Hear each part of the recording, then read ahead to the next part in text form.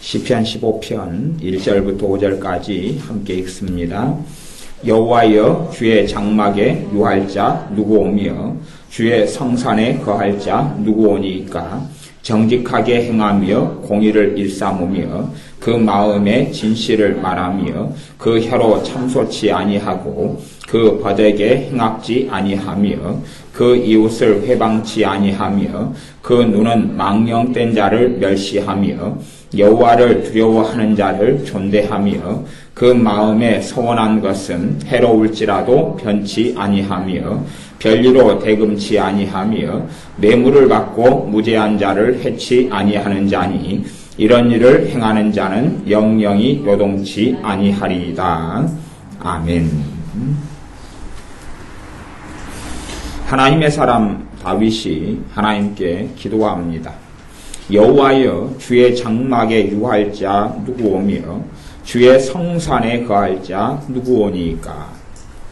주의 장막은 주님의 영광이 있는 곳, 주님께서 거하시는 곳.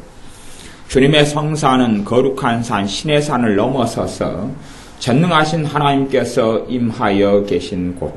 다시 이야기하면 하나님 앞에서 살아가고 하나님과 동행하며 하나님을 기쁘게 하는 자가 누굽니까? 라고 다윗이 하나님께 기도합니다. 정말로 다윗의 마음속에는 하나님을 사랑하기 때문에 그가 있는 궁궐에서 지내는 첫날보다 하나님의 전에서 지내는 하루가 더 낫다고 생각한 사람 다윗. 그렇기 때문에 이 다윗의 소원은 하나님과 함께하는 것입니다. 다윗 전에 왕이 사울 왕이었는데 사울 왕은 하나님의 명령에 불순종했습니다. 아말렉 족속을 진멸하라 했는데 아말렉 족속의 모든 것을 다 진멸하지 않고 자기 눈에 보기에 좋은 것들은 남겨놓았지요. 그래서 하나님께서 선지자 사무엘을 보내셔서 너가 왜 내 말씀에 순종하지 않느냐 그럴 때에 사울 왕은 난 다 순종했습니다. 결국은 그가 진멸하지 아니한 좋은 짐승들이 드러날 때에 이 사울 왕은 내가 그런 게 아니라 다른 백성들이 나한테 이걸 남겨놓자 그랬습니다. 그리고 죄를 합리화하고 숨기는 데 급급했습니다. 심지어는 사무엘 선지자에게 다른 사람들 앞에서 내 위신을 좀 세워달라고, 자신의 죄가 드러나도 내 체면을 좀 세워주고 나를 좀 존중하는 모습을 보여주어서 내 왕권에 흠이 가지 않도록 도와달라고 요청하기도 했습니다. 다윗 같은 경우는 굉장한 악한 일을 행한 다음에 그게 드러났을 때에 다윗이 하나님께 기도하기를 나를 내게서 주의 성신을 떠나게 하지 말아 주십시오.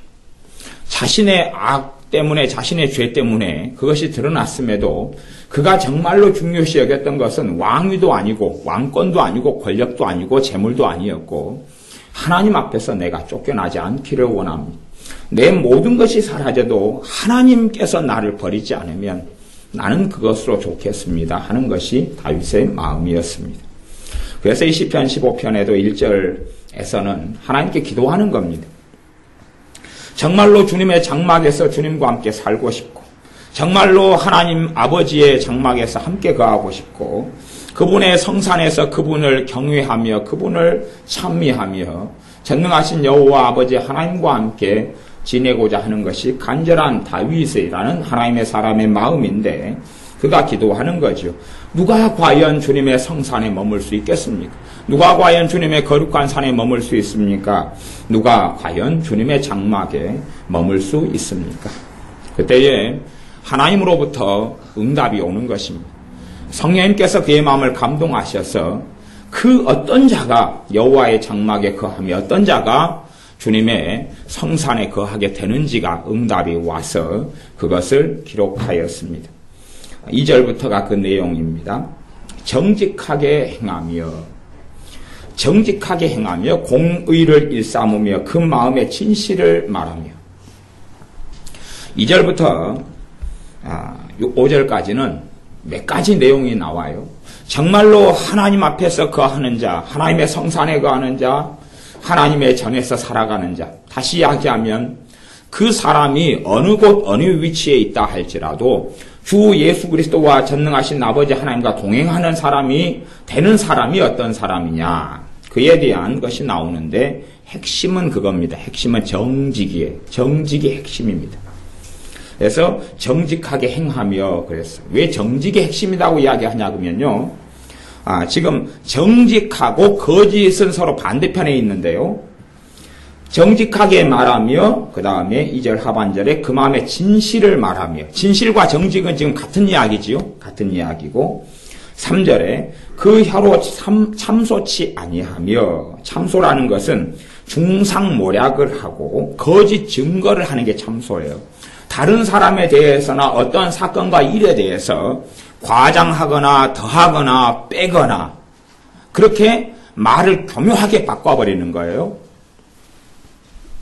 가령 어떤 사람을 만났는데 그 사람이 나를 별로 알아주질 않았어요. 기분이 상하지요. 그 사람은 사실은 그 사람의 일 때문에 아니면 부부싸움 때문에 속이 상해서 얼굴이 찡그려져 있는데 내가 그 사람을 만나서 집사님 안녕하세요 하니까 예 안녕요 그러면서 나를 보고 웃어주지 않았어요. 내가 마음이 상해요. 마음이 상한데 실제로는 그 집사님의 사정이 뭔지 몰라도 분명히 안 좋은 일이 있었다는 거 추측이 된단 말이에요. 그러나 실상은 내 마음이 상하기 때문에 내가 다른 분에게 전달을 해요. 그 이야기를 전달하면서 나를 만나기 전부터, 내가 인사 건너기 전부터 얼굴이 찡그러져 있었다 하는 이야기를 빼버린 다음에 나는 반갑게 인사를 건넸는데 그분은 얼굴을 찡그리면서 인사를 받는 둥 마는 둥 했다. 그렇게 전달해요. 그러니까 지금 앞에 요소 몇 개지만 빠졌어요. 나머지는 사실이고요. 전달을 해요. 듣는 사람은요, 어떻게 생각하고 오해하냐 그러면 그 집사님의 성질이 더럽구나, 아니면 인격이 문제가 있구나, 사람을 싫어하는구나, 뭐 등등의 여러 가지 생각을 하게 돼요. 한 달이 건너서 잠깐 조금을 빼버리면 문제가 생겨나요. 그런 다음에는 이제 그것이 뭐냐 하면 참소가 된다. 그 말이 참소. 하나를 더하거나 빼버려요. 하나님께서 하나님 말씀에 대해서 더하거나 빼지 말라 그랬어요. 말씀을 더하거나 빼버릴 수가 있어요. 성경 해석에 있어서 굉장히 중요한 것은 문맥적으로 해석하는 거예요. 앞뒤 꼭지가 뭐냐 그 말이에요. 앞뒤가 어떤 말씀 때문에 그 중간에 있는 구절이 무슨 의미를 가지느냐, 그러니까 중요한 거예요. 하지만 사람들은 요즘에는 원어적 성경 해석이다 그래서 한 단어에 막 깊은 의미를 파고 들어가요. 그러면서 문맥적 해석이라는 가장 중요한 걸 놓쳐버려요. 말하자면 물통이 있어요. 이 물병이 있어요. 이 물병이라는 단어에 히브리어와 헬라어가 있다고 치면 그 어원을 찾아 들어가서 어원이 어디다라고 생각하는 것, 어원이 뭐다, 이 단어가 어디에서 나왔다, 등등 그런 것이 있을 때에 이 물병을 이해하는데 그 어원이 이해하는데 도움이 얼마나 될 것이냐 그 말이에요. 도움은 되지 않습니다. 마이크의 어원이 뭐냐, 스피커의 어원이 뭐냐 찾아가서 그 스피커를 이해하는 데는 거의 도움이 되지 않아요. 말장난에 불과해요. 아니, 선풍기를 우리가 사용하고 어떻게 사용하는 법이 중요하지, 선풍기라는 단어의 어원이 뭐냐, 본래 여기서 뭐 선자는 뭐였고 풍자는 뭐였고 기자는 뭐였고 이것이 어디서 나타났고 이 선풍기라는 어원이 어느 단위에서 쓰였고, 사람 해고를 정말 복잡하게 만듭니다. 머리를 너무 복잡하게 만들어서 도대체 뭔 말을 하는지. 그런데 성경에 대해서는 사람들이 그렇게 많이 속아 넘어가요. 잘못된 성경 해석이에요. 사람을 어떤 사람을 이야기하 다윗 그만 다윗의 의미와 뜻은 뭐다, 장난치는 거고, 성경의 해석은 문맥적 해석이에요. 앞뒤 구절이 어떻게 되어져서 그 단어와 단어가 연결되어서 그 단어가 무슨 의미를 가지느냐 하는 것이 성경 해석의 가장 중요한 것이 됩니다. 그렇기 때문에 하나님께서는 뭔 빼고 뭔 더해서 말씀을 교묘하게 해석하고 이야기하는 것, 그런 사람들을 거짓 선지자, 거짓 선생이라 그러고, 주님 오실 때 가까울수록 거짓 선지자와 거짓 선생들이 많이 난다고 말씀해요. 그런데 그 혀로 참소치 아니한다, 참소한다, 그것도 마찬가지입니다. 사람에 대해서 어떤 사실을 뺄 건 빼고 더할 건 더해버려요. 나한테 불리한 건 빼버리고 나한테 유리한 건 남겨놓고 선별적으로 하는 거죠. 5가지 사항을 전달해야 되면 그 중에서 1가지는 빼버려요. 그게 나한테 불리하기 때문에 빼버려요. 어떤 사람이 인사를 건넜는데 그 사람이 인사를 잘 안 받았어요. 아니 인사를 받았는데 내 마음이 기쁘지 않았어요. 그러면 한 가지 사실이 더 있다고 가정해봐요. 나는 어떤 분하고 인사하기 전에 이미 기분이 안 좋은 상태였어요. 왜? 집에서 부부싸움을 하고 왔거든요. 기분이 안 좋은 상태예요. 안 좋은 상태에서 다른 사람이 어떤 일을 안 좋은 일을 조금의 안 좋은 일을 겪어요. 그러면 그게 조금 안 좋은 일로 겪어질까요? 아니면 굉장히 많이 안 좋은 일이 될까요? 많이 안 좋은 일이 돼요. 불쾌가 많이 불쾌한 일이 돼요. 내가 기분이 안 좋고 짜증이 났는데 두부를 사러 갔는데 두부가 상한 두부를 내게 팔았어요. 그러면 보통 때는 참을 수 있는 일이라도 굉장히 성질이 날 수가 있다 그 말이에요. 작은 50원, 100원 가지고 그럴 수도 있고 두부 한 모 1,200원짜리 가지고 1,500원짜리 가지고 그럴 수 있다 그 말이에요. 내가 기분이 안 좋았으면. 그런데 내가 그전부터 기분이 안 좋았다는 것을 덮어버려요. 덮어버린 상태에서 그 두부가게가 있으면 두부가게 사장님이나 아주머니에 대해서 그 사람이 굉장히 썩은 두부, 안 좋은 두부를 나한테 팔더라. 그래서 내가 그걸 사가지고 왔더니 안 좋은 두부더라. 그까지 이야기하면 내 말 속에 뭐가 담겨요? 감정과 정죄와 판단과 비난과 비판이 담기잖아요. 그것 자체가 참소가 돼버리는 거예요. 정직하게 이야기하려면 내가 두부가게에서 두부를 사러 가기 전부터 나는 언짢았다. 그렇기 때문에 그 언짢은 상태에서 엎친 데 덮친 격으로 두부에 상한 두부를 가지고 오니까 더 성질이 나더라. 아니 그렇게 전달을 하면 하나를 더하거나 빼는 게 아니라 좀 더 균형적으로 할 수 있는데 그것을 빼먹어 버려요. 이게 자기가 겪었던 사실 가운데 그 전에 내 기분이 언짢았다 하는 걸 빼먹은 상태에서 내가 두부를 산 다음에 두부가게 이제 조금 더 하면 그 두부가게 아줌마가 정말 성질이 안 좋은 사람이더라. 아니면 인격이 안 돼 먹었더라. 상한 두부를 팔더라. 그러면 이제 얼마나 과장된 거예요? 사실 한 10배 이상이 뻥튀기 된 겁니다. 물론 내가 겪은 것은 상한 두부를 나는 샀어요. 그러나 결정을 딱 내려서 그게 어쩌다가 10년 만에 한 번, 아니면 1년에 한 번 있을 수 있는 일인데 항상 상한 두부를 파는 뉘앙스를 풍기면서 상한 두부를 그 두부가게에서는 팔더라. 그렇게 말한다면 그게 참소하는 거다 그 말이에요. 그런 참소하는 것을 살 때 이게 이제 진실, 정직하고는 정반대편에 있는 거죠. 하지만 굉장히 교묘합니다. 습관이 되면 될수록 이 참소하는 것, 말을 중상모략이죠. 조금 더 하고 빼면 중상모략이 되는 거예요. 그런데 그런 사람은 하나님의 성산의 유할자도 안 되고 하나님의 장막에 거하지도 못한다고 말씀하는 거예요. 이것이 정말로 중요한 신자들에게 있어서의 말씀입니다. 이게 우리에게는 뭐가 필요하냐 하면 정직이 필요해요. 정직. 제가 정직이라는 주제 가지고요. 여러분이 창세기부터 요한계시록까지 쫙 펼치면 어마어마한 분량의 말씀이 쏟아집니다. 어마어마한 분량의 말씀이 쏟아져요. 정직에 있어서는 크게 두 가지로 제가 설명하고 해석할 수 있습니다. 첫 번째는 뭐냐 그러면 어떤 정직이냐 그러면 야고보서 3장 14절의 말씀에 보면 진리를 거스려 거짓하지 말라 그랬어요. 진리를 거스려 거짓하지 말라. 정직이라는 것은 뭐냐 하면 하나님의 말씀 66권의 진리지요. 진리란 말이에요. 진리를 그대로 믿는 것이 정직이에요. 진리에 따라 말하는 게 정직이에요. 봐보세요. 여러분이 지금 외로워요.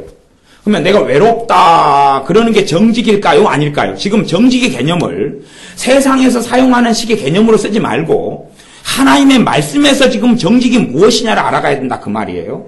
여러분이 외로워요. 그러면 여러분 예수 믿는 사람이고 외로워요. 나는 외롭다 그러는 게 정직일까요? 거짓일까요? 그게 거짓이라는 이야기입니다. 그건 거짓말이에요. 왜냐하면 나는 외롭다 그러는데 성경 말씀에서 신자는 외롭다고 말씀하고 있어야지 거짓이 아닌 거예요. 그러나 성경 말씀은 내가 너와 함께함이니라 그랬어요. 내가 너를 떠나지 아니하리라 그랬어요. 그것이 사실은 진리고 진실이고 그 다음에 그게 정직인데 내가 느끼는 감정은 외로움이에요. 감정을 따라 말하는 거지 진리를 따라 말하지 않아요. 그렇기 때문에 야고보서 3장 14절에 진리를 거스려서 거짓말하지 말아라 그랬어요. 진리를 거스려서 거짓말하지 말아라. 기도 응답에 대해서도 극단적인 기도 응답에 대한 가르침도 굉장히 많이 있어요. 극단적인 가르침이라는 것은 너희가 무엇을 구하든지 들어주신다. 그 극단적인 가르침이에요. 하나님 말씀은 그 뜻대로 구하면 하나님의 뜻대로 아버지의 뜻대로 구하면 들으심이라 그렇게 말씀했는데 거기서 한 단을 빼버려요. 빼버린 다음에 너희가 원하는 대로 구하면 하나님은 사랑이 많으시기 때문에 들어주신다. 그렇게 말하면 그 거짓말이 된다 그 말이에요. 하나는 빼버리고 하나는 교묘하게 만들어버려요. 심지어는 설교가 거짓이 될 수도 있어요. 항상 그런 건 아니지만 예를 들어 주님께서는 어떤 사람에게 또 아니면 어떤 교회에게 책망의 말씀을 하기를 원해요. 그런데 위로의 말을 해버려요. 그러면 그게 거짓이 되죠. 왜? 성경 66권은 레마라 그래서 어떨 때는 이 상황에서 범사의 때가 있고 기한이 있다는 말씀처럼 어떨 때는 위로가 필요하고 어떨 때는 책망이 필요하고 어떨 때는 용기가 필요하고 어떨 때는 믿음이 필요하고 어떨 때는 하나님의 사랑의 말씀이 필요하고 어떨 때는 은혜의 말씀이 필요하고 어떨 때는 기도에 대한 가르침이 필요할 거 아니에요. 그런데 그 때에 맞지 않는 말씀을 줘버려요. 좋은 길을 잘 가고 있어서 저 앞에 보물이 있다 그러면 어서 가십시오. 곧 가면 보물이 있습니다. 그러면 질리고 벼랑 끝에 섰는데 벼랑 끝에 등을 밀어주면서 어서 가십시오. 보물이 있습니다. 그러면 꽉 떨어져서 꽉 죽을 거 아니에요. 그럼 거짓이 된다 그 말이에요. 칭찬이 필요한데 책망을 해서 저주를 해버리고 격려가 필요하고 위로가 필요한데 그 사람을 책망을 해버리고 그러면 그건 거짓이 된다 그 말이에요. 그러니까 성경을 그대로 말씀을 전하더라도 그렇기 때문에 거짓이 되느냐 진리가 되느냐는 그 사람이 성령님의 인도와 역사 속에서 말씀을 전하느냐. 설교자가 그렇단 말이에요. 설교자는 마찬가지로 신자의 삶도 똑같습니다. 신자의 삶도 같아요. 내가 겪는 것을 진실과 진리로 받아들일 것이냐 아니면 하나님의 말씀을 진리로 고백하고 진리를 거스려 거짓하지 말라 그랬잖아요. 하나님이 나를 잊으셨어. 하나님이 나를 버리셨어. 아무도 나를 알아주지 않아. 아무도 나를 기억하지 않아. 이 거짓하는 거거든. 그래서 정직과 거짓의 개념을 우리는 첫째로 다시 확인해야 돼. 그냥 세상적으로 정직하게 살자 그게 아니에요. 절대 그렇지 않아요. 있는 그대로 말하는 게 정직이 아니에요. 그건 중상모략이 될 때가 너무 많아요. 너무 많아요. 봐보세요. 사도 바울이 내 겉사람은 후패하나 내 속은 날로 새롭도다 그랬어요. 정말 예수님을 믿고 살아가는 사람의 길은요.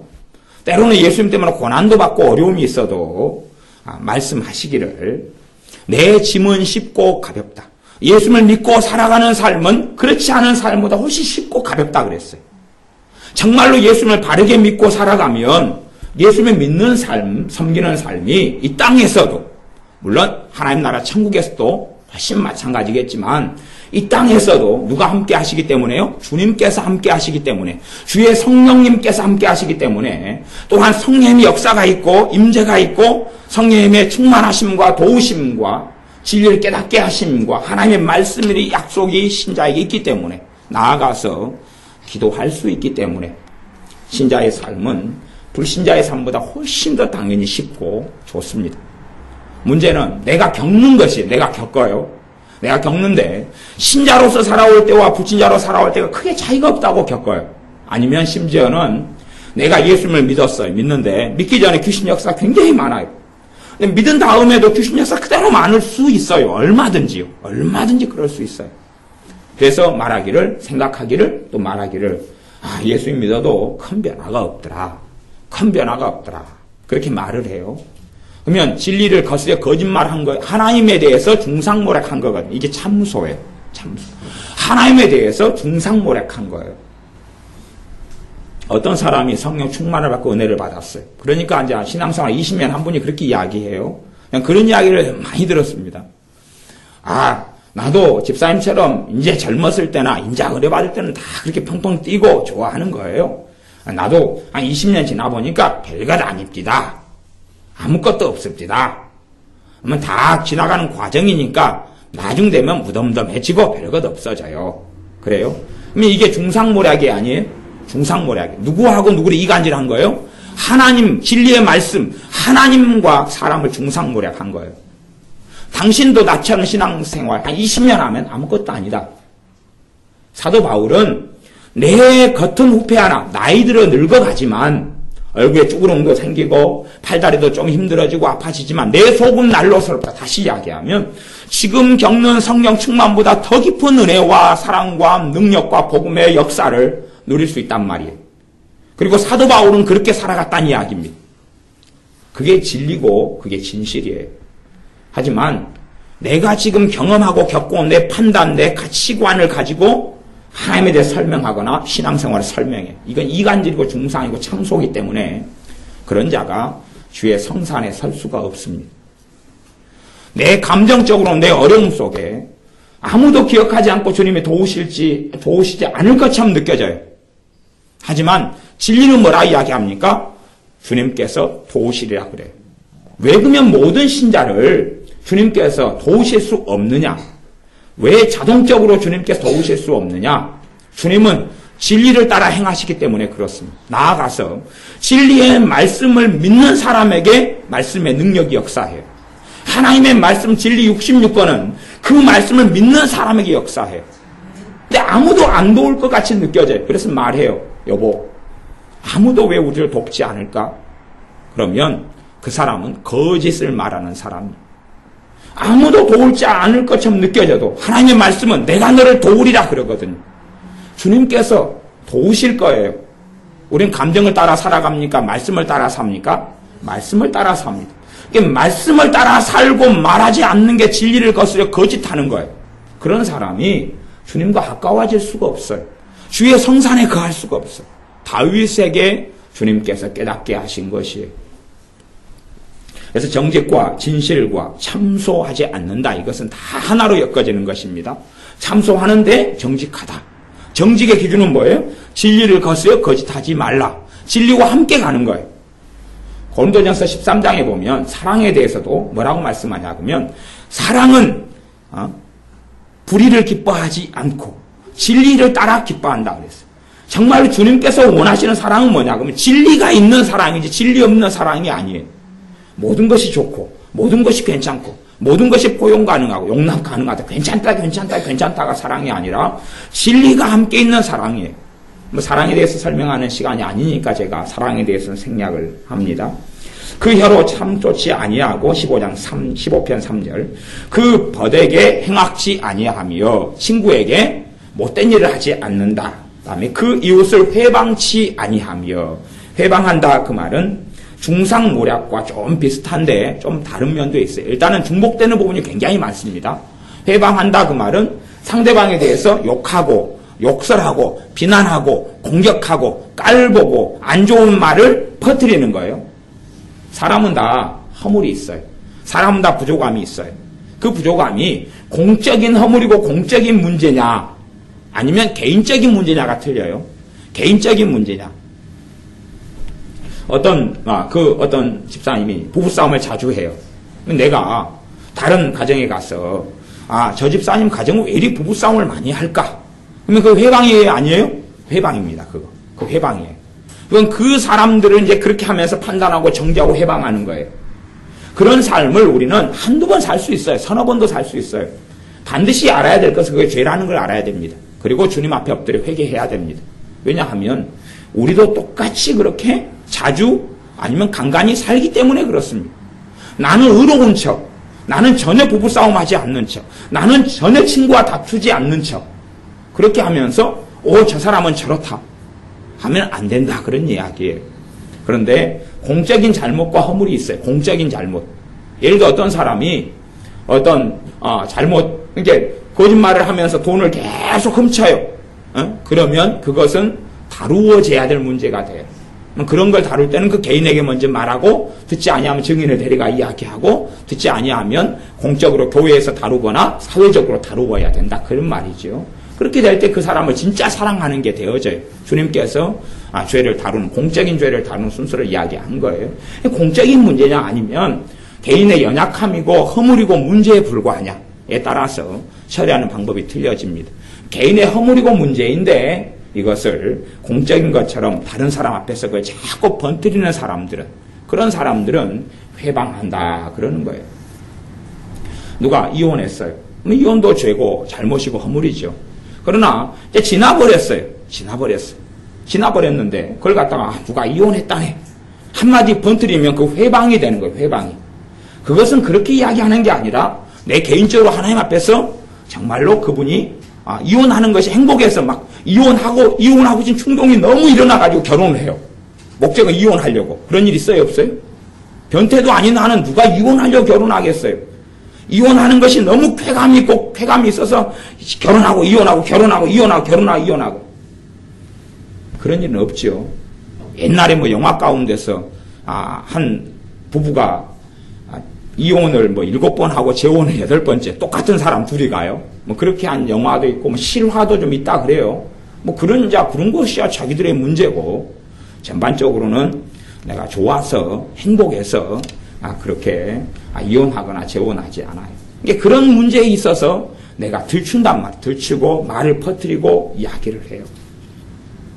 어떤 집에 자식이 있는데 자식이 문제가 있어요. 자식이 뭐 성질이 괴팍하고 더럽고 심지어는 저도 뭐 그런 죄가 있는데 저도 그 죄가 있어요. 어떤 목사님 자식이 술집에서 일했어요. 술집에서. 그 목사님은 꽤 존경하는 목사님. 제가 몇 군데 그 이야기를 했어요. 이제 누구라고 언급은 안 하고, 언급은 했는지 안 했는지 모르겠지만, 한 적도 있고 안 한 적도 있고 그런 것 같아요. 누구 목사님 자식은 술집에서 일하는데 정말 저게 바르냐. 제가 청년 때 그런 것 같아요. 그런 것이 뭐냐, 그러면 회방이에요, 회방이에요. 아니, 커버리면 이제 자식을 어떻게 통제를 하고 어떻게 해요? 그럴 수 있잖아요. 내가 덮어주고, 오히려 기도해주고, 중보기도 해줘야 될 문제가 되는데, 그걸 막 들춰요. 허물을 막 들춰내요. 주님이 우리 허물을 들춰낸다 그러면 주님 앞에 아무도 못 섭니다. 주님이 여러분의 어제 허물을 들춰내고 그제 허물을 들춰내 이게 회방하는 거예요.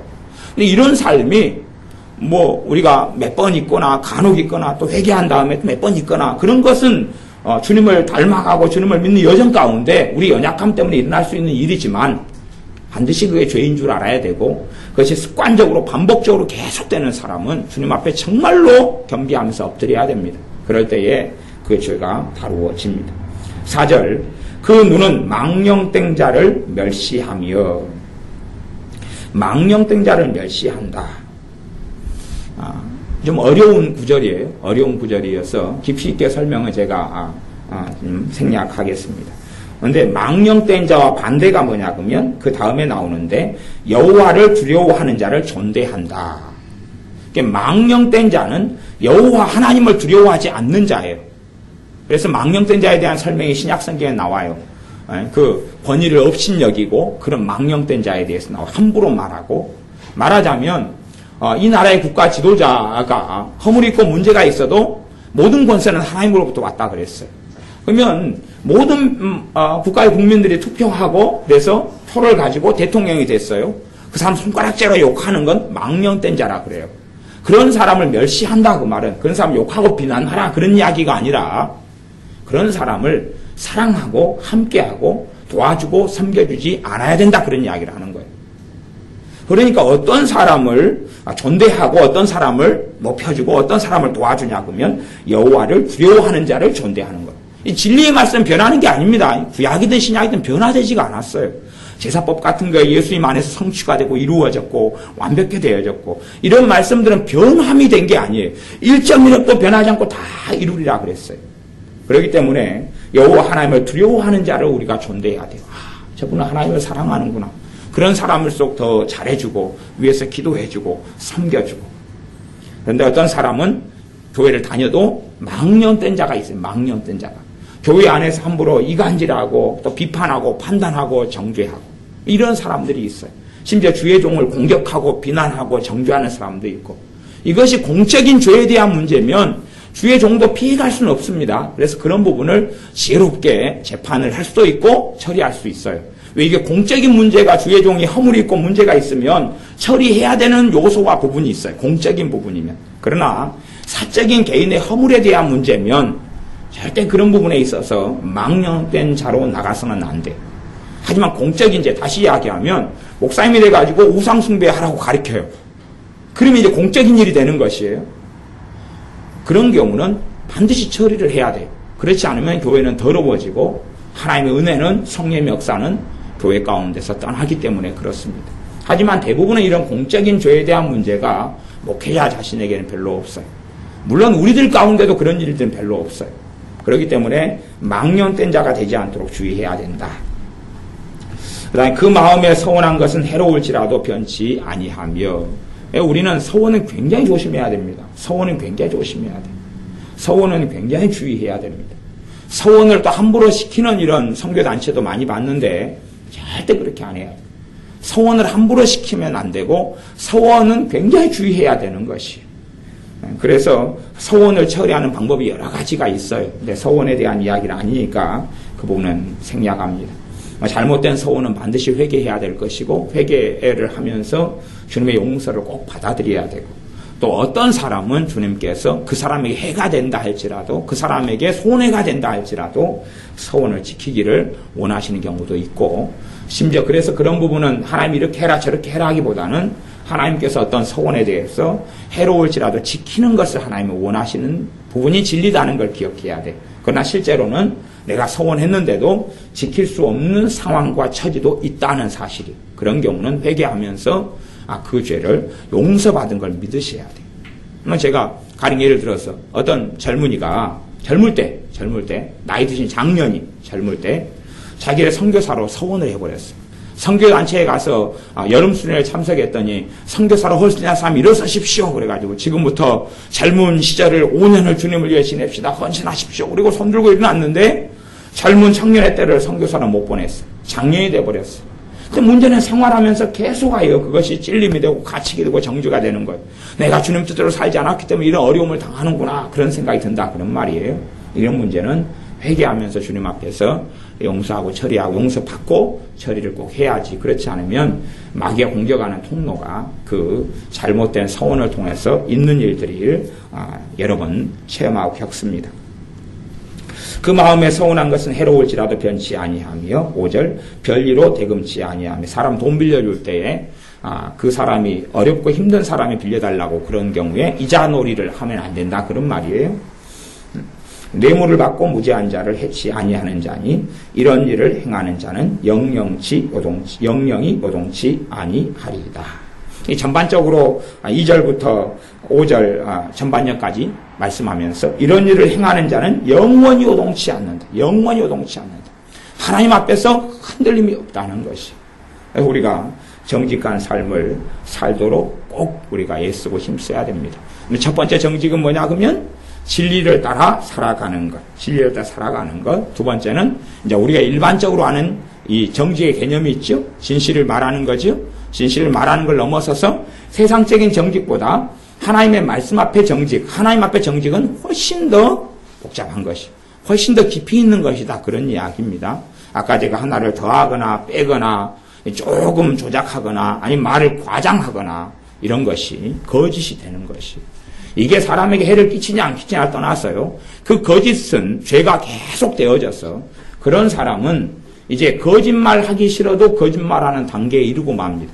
거짓이 습성화가 되어버려요. 말을 교묘하게 바꿔버려요. 말을 교묘하게 바꿔서 같이 교회를 겪었던 사람도 분명히 저분의 말이 좀 이상한데 어디가 이상한지 모르겠다. 그런 지경까지 되어져 버리고 맙니다.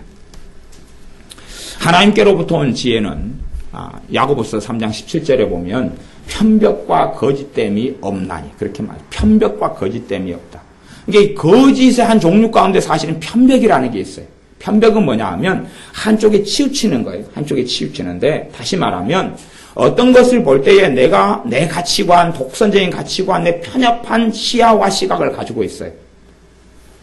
우리로 따지면 우리가 남자나 여자나 서로 좋아하는 이상형이 틀리잖아요. 어떤 스타일의 얼굴을 좋아하고 어떤 색깔을 좋아하고 이것이 한 걸음 발전하거나 이거 잘못된 방향으로 쓰이면 이게 편벽이라고 그래요.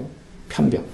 자기가 예를 들어 제가 아는 목사님은 뚱뚱한 여자를 그렇게 좋아해요. 뚱뚱한 여자를 좋아해요. 특별한 기호를 가지고 계셔요.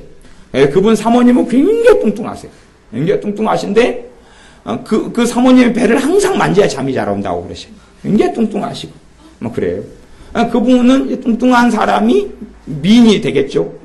모르겠어요. 일단 그분의 이야기를 기준으로 제가 이야기하는 거니까 그분의 또 뒷속 사정은 제가 모르겠고 아니면 사모님 근처에 계셔가지고 그랬는지는 모르겠고 그런 스타일을 제가 몇 번을 들었는데 어쨌든 사모님 근처에 계셔서 그랬는지 아니면 떨어져 있어도 이제 또 자기 기호가 그랬는지 몰라. 제가 보기엔 진실로 저는 받아들이셨는데 저는 뚱뚱한 여자 하여튼 본인 그렇게 좋다고 그러시더라고요. 그러면 그것이 편벽으로도 작용할 수 있다 그 말이에요. 자기 가치관이 있으니까 뚱뚱한 여자가 보면 이제 똑같이 저분은 굉장히 미인이다. 그리고 너무 빼빼 말랐으면 저것도 사람이냐? 멸치다. 뭐 그럴 수도 있고 그런 편벽한 기준을 따라서 말을 할 수 있는데 그것이 거짓으로 작용하는 거예요. 하나님으로부터 온 것은 그런 편벽됨이 없다. 그런 말씀이에요. 우리의 삶 속에 우리가 정직하는 것이 있어야 된다. 하나님 앞에 정직함이 있을 때에 하나님의 전에 거하고 하나님 앞에서 영영이 견고하게 선다는 걸 기억해야 됩니다.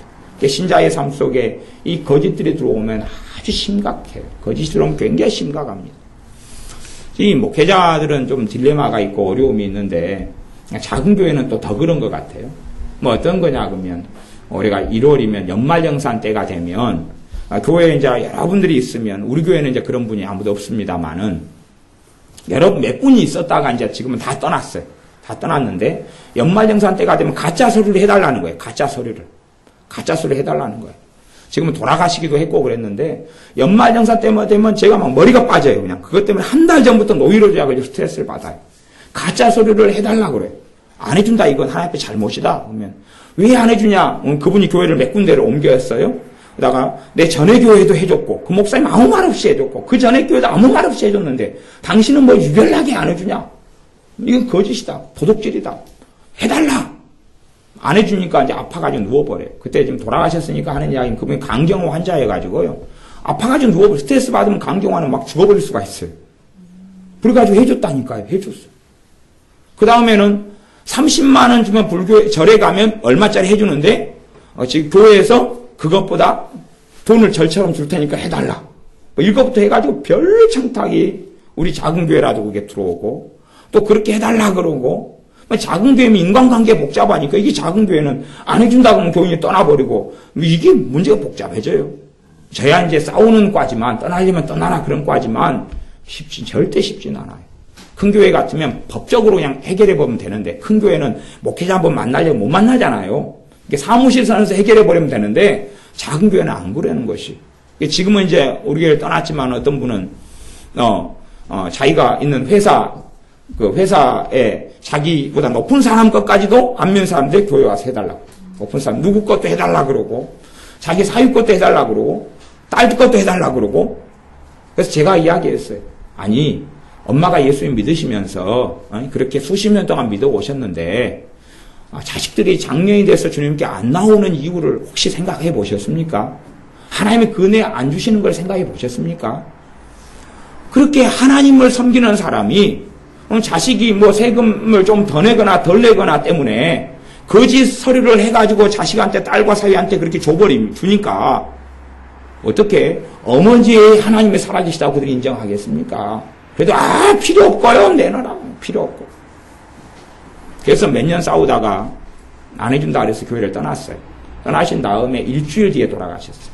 일주일 뒤에 돌아가셨는데 그런 거예요. 우리들 삶 속에 이 신자가 거짓하는 것, 위선하고 거짓하는 걸 심상하게 이게 가볍게 여기는 거예요. 우습게 여기는 것이. 하지만 하나님은 살아계십니다. 우리가 2명, 3명이 우리 주 예수님의 이름으로 예배할 때 우리 가운데 함께 계십니다. 호람되오라 그랬어요. 하나님 앞에서 살아가는 그걸 하나님은 보십니다. 내가 하는 혼잣말을 하나님은 들으시는 것이 하나님 나 아파요. 힘들어요. 그런 말만 들으시는 게 아니라 내가 과연 진리를 따라 말하고 진리를 따라 생각하느냐를 보신다 그 말이에요. 우리가 온갖 거짓말로 나를 도배해놓고 하나님이 나를 도우실 거야 라고 말한다면 그건 정말 우스운 일이 되겠죠. 하나님을 비웃는 것이 되어서 시편 2편의 말씀에 여호와께서 너희를 비웃으시리로다. 그런 말씀이 이루어지고 말 겁니다. 요한계시록 14장 말씀에 보면 하나님과 동행하는 사람, 하나님이 인정하는 세마포를 입은 14만 4천에 대한 이야기가 나오는데 14만 4천이 누구냐 이런 걸 떠나서요. 하나님이 정말 인정하시는 새 노래를 부르고 그 이마에 어린 양의 이름이 있는 사람이 누구냐. 그럴 때 몇 가지 이야기가 나오는데 그 중에 하나가 그 입에 거짓이 없다.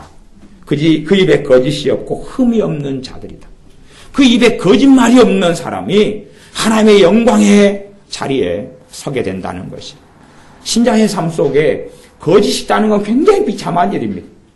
거짓말이 한번 들어오기 시작하면 계속 들어오기 시작해요. 그 거짓말 속에 우리가 고의로 꾸며내는 것 말고 정말 습성적으로 하나를 더하고 빼는 거짓말이 굉장히 교묘한 것인데 그런 것을 없애야 돼요. 아니면 아예 말을 안 하려면 안 해야 돼요. 여러분이 한번 생각해 보셔야 됩니다. 시어머니가 있다. 그럼 시어머니하고 여러분이 한바탕 했어요. 한바탕 했어요. 한 다음에 남편한테 이제 전달을 해요. 그러면 정말 된 대로 그걸 다 전달하느냐? 안 하려면 안 하면 좋은데 전달을 하면서 내가 시어머니한테 말하면서 욕은 아니지만 안 좋은 말을 한마디 했어요. 시어머니가 말하다가 열받았죠? 그한테 성질 나는데 그래가지고 콕콕콕 쏴댔어요. 물론 시어머니는 안 좋은 말을 10개를 했어요. 며느리한테. 나는 이야기하다가 싸우다가 안 좋은 말을 1개를 했어요. 시어머니 강도의 절반. 하지만 입장은 틀리죠. 싸나오는 시어머니일수록 열받아가지고 막 파이야 그러고 불을 쏟잖아요. 내가 남편에게 전달하면서 내가 시어머니 듣기에 서운하고 안 좋은 말을 했다는 것은 숨겨버려요. 그리고 시어머니가 한 10가지 안 좋은 말만 전달을 해버려요. 그러면 이건 거짓이다 그 말이에요. 해방이고 거짓이 되는 거예요. 안 하려면 안 하고 아니면 그냥 단순하게 시어머니하고 다퉜는데 안 좋은 말들을 많이 하셔서 내 속이 많이 상했다. 그 정도까지 하면 뭐 큰 문제는 없다 저렇게는 보여져요. 그런데 그게 아니라 교묘하게 말을 바꿔버리는 것은 거짓됨이고 그 자체가 편벽됨으로 흘러가고 하나님이 기뻐하시는 삶을 살 수 없다 하는 것입니다. 우리의 삶 가운데 반드시 훈련하셔야 될 게 정직. 정직의 첫 번째 뜻은 진리를 따라 사는 것이다. 그래, 진리를 따라 사는 것. 진리를 따라 사는 것. 여러분이 기도하고 응답이 없어요. 아니면 응답이 안 될 것처럼 느껴져요. 또 기도한 지 오래됐어요. 여러분이 그렇게 말할 수 있어요. 사람들이나 가족에게나 왜 이리 응답이 안 될까? 안 될 것 같다. 그렇게 말할 수도 있고 진리를 따라서 내 감정과 내 기분과 현실은 안 될 것 같아도 주님께 기도하고 있기 때문에 주님께서 우리를 긍휼히 보셔서 도와주실 것이다. 감정을 따라 말하겠느냐 진리를 따라 말하겠느냐 서운함을 따라 말하겠느냐 진리를 따라 말하겠느냐 내 마음에 있는 절망과 낙심을 따라 말하겠느냐 하나님의 말씀을 따라 하겠느냐 그게 첫 번째 진리를 따라 살아가고 정직한 삶을 이야기합니다. 두 번째 정직은 우리 속에 있는 거짓, 편백됨, 하나를 더하고 빼는 것. 세상의 기준에는 많은 신자들은 정직한 사람이겠지요. 그러나 하나님의 기준에서는 대부분의 신자들이 거짓된 사람들이라는 걸 기억해야 됩니다. 우리가 다요. 전부 다 그렇습니다. 다 그래요. 저 같은 경우도 교묘하게 하나를 빼고 더하는 것이 막 섞여가요. 같이. 그런 부분에 있어서 하나님 앞에 정직하게 해달라고. 정직한 영을 달라고. 하나님에 대한 소개가요. 구약 성경이나 아니면 이사야 같은 데 보면 이사야 26장 7절에 보면 그렇게 되어 있어요. 정직하신 주께서 의인의 첩경을 평탄케 하시리라. 정직하신 주께서 하나님에 대한 수식어를 정직하신 주님 그렇게 해놨어요. 그래서 하나님에 대해서 정직하신 주님이다 그랬구나 하는 걸 제가 성경에서 발견합니다. 하나님이 정직하셔요. 정직하신 하나님이 누구와 코드가 맞겠습니까? 정직한 자하고 코드가 맞아요. 정직한 자. 우리 삶 가운데 하나님 앞에서 정직함을 가질 수 있도록 세상의 정직함의 기준은 아주 낮고 그것보다는 더 높아야 되는 게 주의 성산에 설 자. 주의 성전에 주의 장막에 거할 자가 그런 사람입니다. 하나님 인정하신 사람, 하나님이 기뻐하시는 사람 그런 자의 길을 주님께서 지키시고 보호하신다 말씀합니다. 성경 하나만 더 제가 찾아보겠습니다. 시편 말씀 시편 112편 4절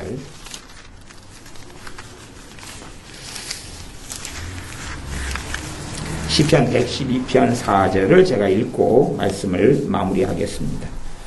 시편 112편 4절 정직한 자에게는 흑암 중에 빛이 일어나나니 정직한 자에게는 흑암 중에 흑암이란 이야기는 캄캄하고 절망이 있고 암담하다 그 말이에요. 현실적으로 솟아날 구멍도 없고 너무 암담하고 너무 절망이 있는데 그러나 그 사람이 정직한 자로 하나님께 인정을 받으면 그렇게 살아가면 그 속에서라도 빛이 일어난다. 솟아날 구멍이 생기고 길이 열리고 빛이 임하고 하나님의 역사가 나타난다 그런 이야기예요. 거짓된 사람이 기도를 아무리 많이 해봐도 하나님을 조롱하는 것이 될 때가 정말 많아요. 그러나 심지어 기도가 좀 적고 때로는 하지 못하는 자리에 있다 할지라도 하나님 앞에 정직한 자로 거하고, 정직한 자는 하나님 앞에서 내가 사는 거구나 하는 마음이 항상 있어야지 사실 정직한 자로 살아갑니다. 하나님 앞에서 내가 산다 하는 그런 정직한 자로 살아갈 때는 흑암 중에 빛이 일어난다. 그렇게 말씀합니다. 흑암 중에 빛이 일어난다. 하나님의 자녀로서 내가 지금보다 더 정직한 자로, 진리를 따라서 거짓을 말하지 않고 정직한 자로, 또한 된 대로 말하고 이간질하지 않고 섞지 않고 말을 과장하지 않고 더하거나 빼지 않고 된 대로 말하거나 아니면 말을 안 해버리거나 차라리 입을 다물어버리거나 침묵하는 것도 훈련하시고 말할 때 깨끗이 내게 불리한 것도 전달하려면 이야기를 하든지, 그래서 듣는 사람이 공정하게 들을 수 있도록 그렇게 여러분이 하시고, 또 여러분이 어떤 사람에 대해서 내가 안 좋은 마음을 가지고 있어요. 그럼 그 사람에 대한 걸 전달할 때 되면 꼭 회방하거나 섞거나 과장하거나 더하거나 빼거나 그래요. 그럼 여러분이 안 좋아하는 사람에 대해서는 말을 안 하는 게 최고 좋은 거예요. 말을 안 하는 게. 왜냐하면 하나님께서는 판단하지 말라 그랬어요. 너가 헤아리는 그 헤아림으로 헤아림을 받을 것이다. 누가 헤아려요? 하나님이 헤아리신다는 얘기는 나는 내 생각과 지혜로 그 사람을 헤아리는데 하나님은 나를 헤아려버려요. 끔찍한 일이죠. 나는 그 사람을 판단하는데 하나님이 나를 판단해버려요. 그 다음에는. 이게 끔찍한 일입니다. 내가 사람을 판단하고 다른 사람이 나를 판단한다면 덜 끔찍해요. 내가 헤아린 다음에 다른 사람도 나를 헤아리면 덜 끔찍해요. 그러나 내가 헤아리고 전능하신 하나님이 나를 헤아려버립니다. 이건 수치도 틀리고 기준도 아주 틀리는 것이 됩니다. 그러므로 우리는 내가 좋아하는 사람을 대해서 변호할 때도 좋은 쪽으로 이야기하는 것처럼, 안 좋아하는 사람에 대해서 이야기할 때도 안 좋은 쪽으로만 말하고, 이런 기호들이 우리가 말하는 것에 거짓을 항상 가져오게 돼요. 그러므로 주님 앞에서 주의하고 조심히 말하는 것, 옳게 말하는 것, 바르게 말하는 것 꼭 주의하셔서 주님 보실 때에 너가 정직한 자로구나. 너가 정직한 자로구나. 나중에 성경을 보실 때 정직이 정말로 신구약에 가득하구나 하는 걸 발견하시면서 정직한 자로 주님 앞에 서시기를 바랍니다. 기도하겠습니다. 아버지 하나님, 우리가 진리를 따라 사는 정직한 자로 주님 앞에 서기를 원합니다. 진리가 아니라 감정 따라서, 낙심과 절망과 근심을 따라서 말하고 생각하고 어리석은 것들을 마음에 품는 거짓된 자로, 또한 하나님을 회방하는 자로 살지 않게 도와주시옵소서. 우리 안에 있는 진리를 따라서 살지 않고 진리를 거스려 거짓하는 것들을 낱낱이 벗겨내시고 드러내 주셔서 우리의 죄들이 주님 앞에서, 주님의 십자가 앞에서 다루어지게 하여 주시옵소서. 또한 나아가 우리의 삶을 성령님께서 조명하여 주셔서 우리가 얼마나 더하거나 뺐는지, 내 기호, 내가 좋아하는 사람에 대해서는 더 좋게 말하고 싫어하는 사람에 대해서는 더 안 좋은 걸 부각시켜서 과장하고 더하거나 빼서 말했는가를 깨닫게 해주셔서 우리의 회방이, 우리의 이간질이, 우리의 거짓이 회개되게 하옵소서. 예수님의 이름으로 기도하옵나이다. 아멘.